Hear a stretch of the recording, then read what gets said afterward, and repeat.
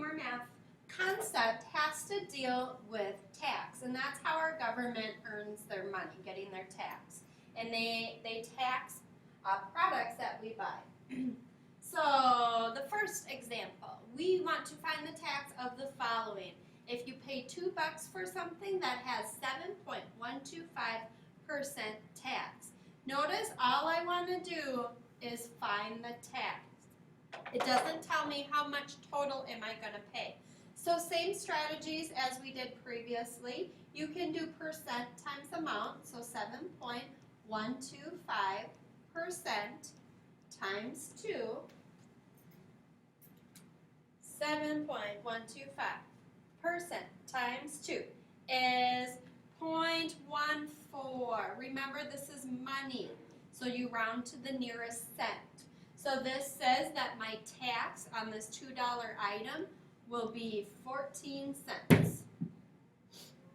The second way that we can do it is with the proportion, and that's when we do part is to whole as percent is to 100. So 7.125 would go on top because that's the percent. My part is going to be my tax. I don't know that yet. And my whole amount was $2. So I should get 100x equals 2 times 7.125 is 14.25, 14.25, and divided by 100, and you get x equals 0.14 rounded. Again, rounded, because we're talking about money. So 2 strategies, just like we've done throughout all of our consumer math topics, and both strategies will get you to the same answer. Some of us will like one strategy better than the other. The next one, 4284 with 5.2% tax. I only want to know the tax of this. So strategy number 1 would be to take my percent, 5.2%, times it by my amount, 42.84. And that is 5.2% times 42.84 is $2.23 rounded. Make sure you round properly. I had to round my 2 to a 3. And the second strategy is with the proportion. So I have 5.2 as my percent over 100. 4284 is a total, so that's on the bottom, that's a whole. And I'm looking for my part, because tax is part of your total. And I get 100x equals 42.84 times 5.2 is 222.768. And notice I didn't round there. I don't round to the end. Now divide by 100, and I get x equals 2.22. I'm going to write the 7 down because the 7 tells me to round this to $2.23. Again, 2 strategies, same answer. And the second part of tax is if you are finding the final price. And the final price means that you will add the tax that you calculate. So let's say that I have a $23.49 product and I have 7.125% sales tax. What will my total be?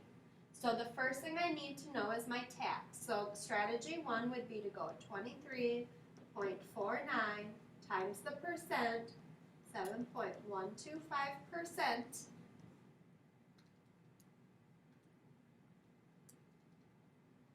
And that gives you $1.67 when I round it.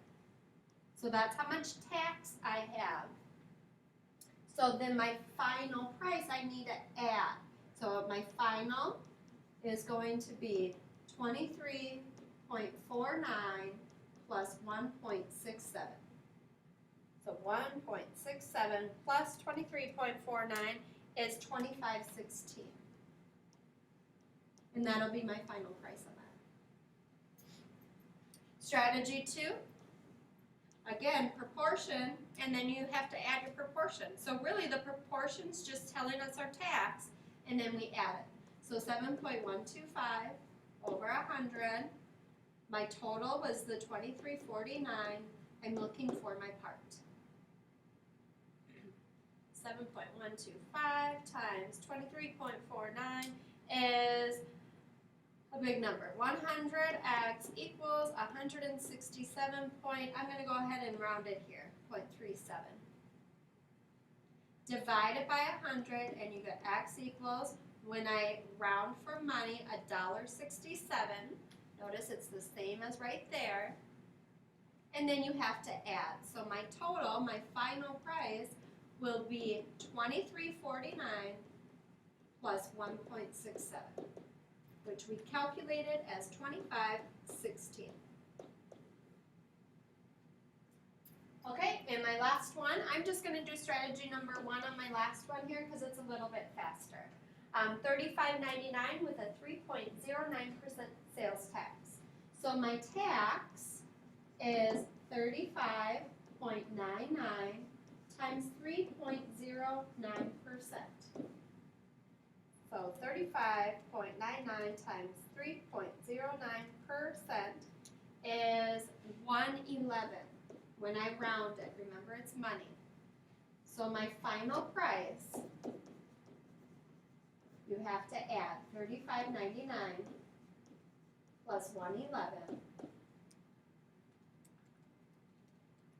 And that gives me $37.10. Remember, my calculator told me 37.1. That is not right.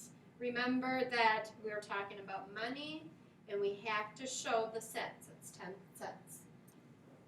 And that's your learning target for today. So you have done markup, commission, discount, and tax. And those are all part of consumer math concepts.